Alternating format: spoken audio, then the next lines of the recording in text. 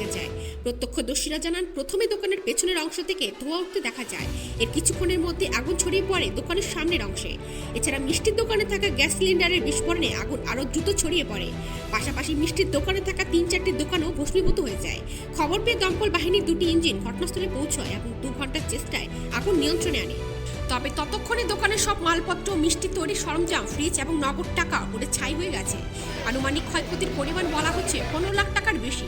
দোকানের মালিক জানান, গভীর রাতে দোকান বন্ধ করার পর সবকিছু ঠিকঠাকই ছিল। কিভাবে আগুন লেগেছে তা নিশ্চিত বলা যাচ্ছে না। স্থানীয় বাসিন্দা দাবি করেন, আশেপাশে পর্যাপ্ত অগ্নি নির্বাপন ব্যবস্থা না থাকায় আগুন আরও দ্রুত ছড়িয়ে পড়ে। দিনহাটা থানার পুলিশ ঘটনাস্থল পরিদর্শন করেছে এবং তদন্ত শুরু করেছে। দেখতে দেখতে 3-4টা দোকান ভস্মীভূত হয়ে গেছে। 5-7টা সিলিন্ডার ব্লাস্ট হয়েছে। মাল জাল তো অনেক ক্ষয়ক্ষতি হয়ে গেছে। বললাম বাইকও পুড়িয়ে গেছে নাকি? কয়েক হ্যাঁ, একটা বাইক পুড়ে গেছে, বোধহয় এবং একজন আহত হয়েছে দেখলাম, তার পুড়ে গেছে। মিষ্টির দোকানেরই কারিগর বোধহয়, যেটা শোনা কথা, এই সাইডটা বোধহয় জ্বলে গেছে টোটালটাই। তো হাসপাতালিস্ট হয়ে গেছে, আর ফায়ার ব্রিগেড এইমাত্র চলে গেল। মানুষের কত টাকার ক্ষতি হতে পারে বলে মনে করছেন?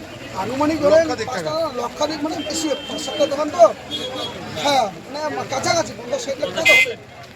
এখন তো জানোই সব দোকানে হিউজ মাল থাকে। কি নাম? সে মাল দোকানদারের নাম হলো, একটার নাম বোধহয়, আপনার নাম কি? যে দোকান থেকে মোবাজ্জল হোসেন।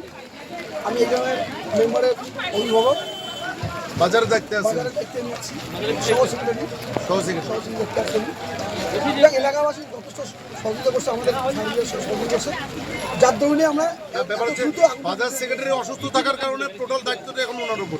এখানে ছিল জুতোর দোকান ছিল, ফলের ফলের দোকান, দোকান ছিল, মিষ্টির মিষ্টির দোকান ছিল, আর একটা স্টেশনারি দোকান ছিল। 500টা দোকান ছিল এখানে। পাশে একটা বাড়ি। মেন ছিল ওই দোতলা বাড়িটা, ভবন পাল্লা অনেকটা মানুষের তৎপরতায় যথেষ্ট ফায়ার ব্রিগেড টিম আমাদের সঙ্গে হাতে হাত লেগে কাজ করছে। আমরা হাতে হাত লেগে কাজ করছি, যার জন্য রক্ষা করছি। বাড়িটা বাঁচাইতে পারতাম না।